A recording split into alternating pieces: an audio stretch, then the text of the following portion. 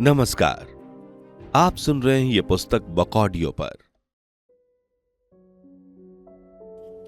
वो बचपन की दोस्ती और दोस्ती वाला प्यार लक्ष्य के लिए सबसे प्यारा अनुभव था। उसे याद है, उस वक्त कोई अट्रैक्शन टाइप की भावना नहीं होती थी। किसी को खास तरीके से ट्रीट नहीं किया जाता था। उनके ग्रुप में सब एक दूसरे के लिए बस फ्रेंड टाइप ही थे। प्यार, बराबरी, अपनापन, सब कुछ बहुत ही मासूम और सच्चा था। आप समझ रहे हैं ना कि वो किस स्पेशल ट्रीटमेंट की बात कर रहा है? वो जो तब होता है जब कोई किसी को जिंदगी के साथी जैसा मानने लगे और वही व्यक्ति लव्ड वन बन जाए। लेकिन उस वक्त ऐसा कोई एहसास लक्ष्य के मन में नहीं था। वो बस इतना ही जानता था कि उसके पास बहुत प्यारे दोस्त हैं जो उसका ख्याल रखते हैं और वो उनसे अलग किसी ग्रुप में जाने की सोच भी नहीं सकता था।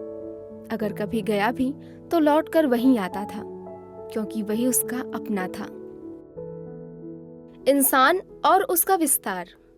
हम सब इंसान हैं और इंसान को ही कहते हैं सोशल एनिमल। यही गुण हमें दूसरे जीवों से अलग करता है। शायद इसी वजह से इंसान आज इतनी उन्नति पर पहुंच सका है। हम बेहतर की तलाश में लगे रहते हैं और इसी खोज ने आज हमें आधुनिक युग में लाकर खड़ा कर दिया है। आज हर क्षेत्र में रिसर्च एंड डेवलपमेंट का बोलबाला है। लोग अब ऐसे ऐसे सवालों पर शोध कर रहे हैं जिनके उत्तर पाने में सालों लगते हैं।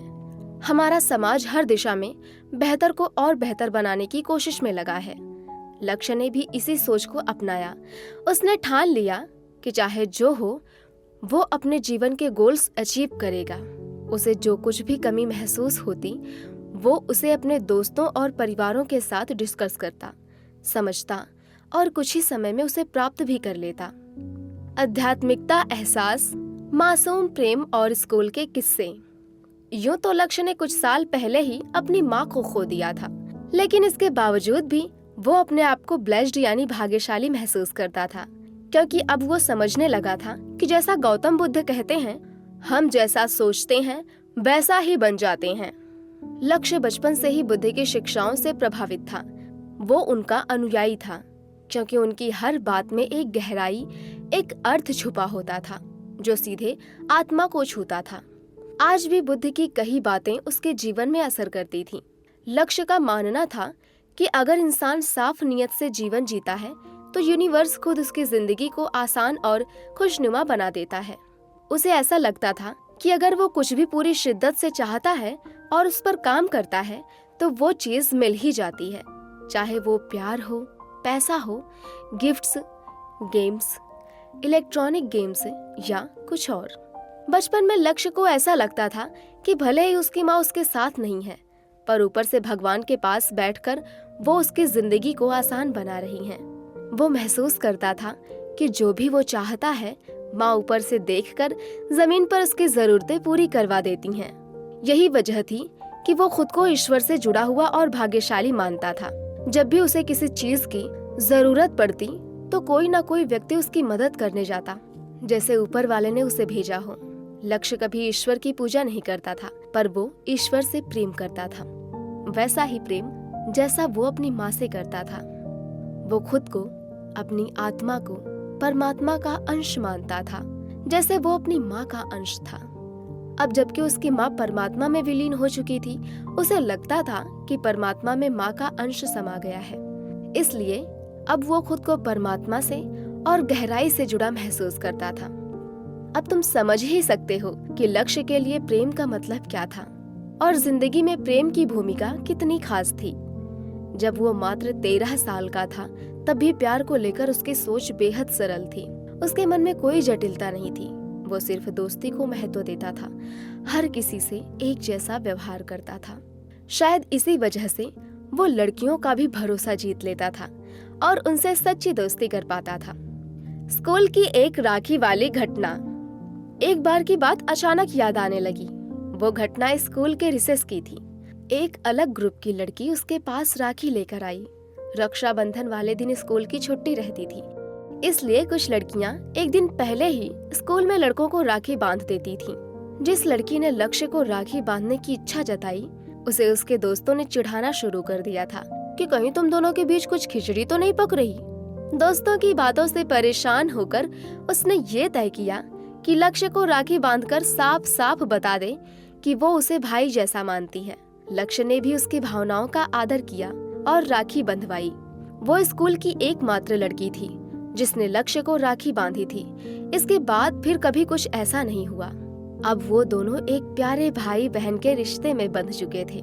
लक्ष्य हक से उसका टिफिन खा लिया करता और वो बिना पूछे उसके बैग से ड्राई फ्रूट निकाल लिया करती। ये भी एक प्यारा एहसास था, प्यार का एक अलग रूप। प्यार का कोई रूप या स्वरूप नहीं होता, वो किसी से कभी भी किसी भी भाव में मिल सकता है।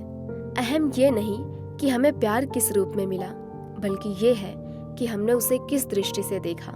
जिंदगी को अगर प्यार से देखा जाए तो प्यार ही मिलता है, लेकिन अगर नफरत से देखा जाए तो लड़ाई, झगड़ा और मारपीट के सिवा कुछ नहीं मिलता। स्कूल के पीछे की दीवार और एक सीन। मारपीट से याद आया, स्कूल के पीछे की दीवार एक जगह से टूटी हुई थी। वहीं से कुछ लड़के कभी कभी बदमाशी करने आ जाया करते थे। एक दिन एक लड़के उत्तम ने एक छोटे उम्र के लड़के आसिफ को थप्पड़ मार दिया। आसिफ, जो उत्तम से 3 साल छोटा था, मार खाते ही जमीन पर गिर गया और बेहोश हो गया। उत्तम और उसका दोस्त राहुल ये देखते ही वहां से भाग खड़े हुए, ठीक उसी टूटी दीवार से। अगर उस समय किसी स्टूडेंट ने किसी टीचर को बुला लिया होता तो वे दोनों लड़के बुरी तरह फंस जाते। खैर, थोड़ी देर बाद आसिफ उठ खड़ा हुआ। जब उसके दोस्तों ने उसे बताया कि वो कुछ समय के लिए बेहोश हो गया था, तो उसने हंसते हुए कहा, मैं बेहोश नहीं हुआ था, बस इसीलिए जमीन पर पड़ा रहा कि कोई और थप्पड़ न पड़े। उसकी बात सुनकर सब हंसने लगे, पर लक्ष्य को ये बात कहीं से भी मजाक जैसी नहीं लगी।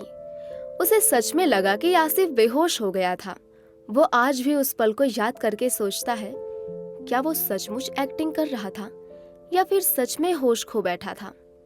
ये बात उसके लिए आज भी एक राज है। कुछ दिनों बाद उस लड़के उत्तम से लक्ष्य का एक छोटा सा सामना हुआ। उत्तम, जो बदमाश टाइप का लड़का था, फेल होने के कारण अभी भी 8वीं में ही था, लेकिन उसकी पर्सनैलिटी 11वीं 12वीं के लड़कों जैसी लगती थी। वो लक्ष्य के पास आया और अपने एक काम में मदद मांगी। उसने कहा, तो मेरी थोड़ी हेल्प कर दे, बदले में मैं तुझे प्रोटेक्शन दूंगा, तेरे दुश्मनों को ठोक दूंगा। लक्ष्य थोड़ी देर के लिए असमंजस में पड़ गया। उसे समझ नहीं आया कि वो इस ऑफर का क्या करे। ना बोले तो कहीं आसिफ की तरह थप्पड़ ना खा ले। समय की नजाकत को समझते हुए लक्ष्य ने हाँ कह दी। उत्तम को एक लड़की के साथ स्कूल से घर तक का रास्ता साथ बिताना था। वो लड़की उसे पसंद थी, पर उससे बात करने की हिम्मत नहीं जुटा पा रहा था। लक्ष्य ने उसकी बात उस लड़की तक पहुंचाई और उसे किसी तरह से उसके साथ जाने के लिए मना लिया। शाम को छुट्टी के बाद जैसा प्लान था वैसा ही हुआ। दोनों साथ निकले। लक्ष्य थोड़ी दूरी से उन्हें देख रहा था ताकि अगर कुछ गलत हो तो वो बीच में आ सके। उसका दोस्त भले ही बदमाश किस्म का था, लेकिन उस समय उसकी आंखों में एक तरफा प्रेम की चमक थी। अगले दिन स्कूल में जब लक्ष्य ने उस लड़की से बात की तो उसने बताया कि उन्होंने रास्ते में इधर उधर की थोड़ी बहुत बातें की थी। कई दिनों तक सब ठीक चला, लेकिन फिर एक दिन लक्ष्य की साइकिल की लाइट और बैटरी किसी ने चुरा ली। उसे बहुत बुरा लगा और गुस्सा भी आया। तुरंत उसने उत्तम से बात की, उसे याद दिलाया, तूने तो कहा था कि जब भी जरूरत होगी तो मेरी मदद करेगा। उत्तम ने बिना देर किए 2 दिन के भीतर चोर पकड़ लिया। उसके बहुत से दोस्त थे और सभी उस पर विश्वास करते थे, इसलिए वो ये काम आसानी से कर सका। उस घटना के बाद लक्ष्य ने उससे मिलना जुलना छोड़ दिया। अब वो रोज उस लड़की को स्कूल से घर छोड़ने जाता था। लक्ष्य को लगता था अपने एक तरफा प्यार की छोटी छोटी खुशियों में अपना संतोष ढूंढ रहा है। लक्ष्य ने कुछ समय बाद उस लड़की से बात की कि क्या वो और उत्तम अब रिलेशनशिप में हैं। लड़की ने साफ साफ कहा, हम सिर्फ दोस्त हैं, उसने आज तक मुझे प्रपोज नहीं किया। लक्ष्य को ये सुनकर थोड़ा अजीब सा लगा। उसे तो उत्तम के इरादों का पूरा अंदाजा था, लेकिन वो जानता था उत्तम में इतनी हिम्मत नहीं थी। वो फट्टू था, उसे इजहार करना आता ही नहीं था। कई बार लोग प्यार करते हैं पर बोल नहीं पाते। अगर दोनों तरफ प्यार होता है और कोई प्रपोज नहीं करता तो रिश्ता वहीं अधूरा रह जाता है। कई बार लड़कियां भी शर्म की वजह से कोई हिंट नहीं देती, लेकिन वो सब कुछ समझती हैं और महसूस करती हैं। वे इतराकर खिलखिलाकर सामने से निकल जाती हैं, जैसे सब कुछ कह गई हों बिना एक शब्द बोले।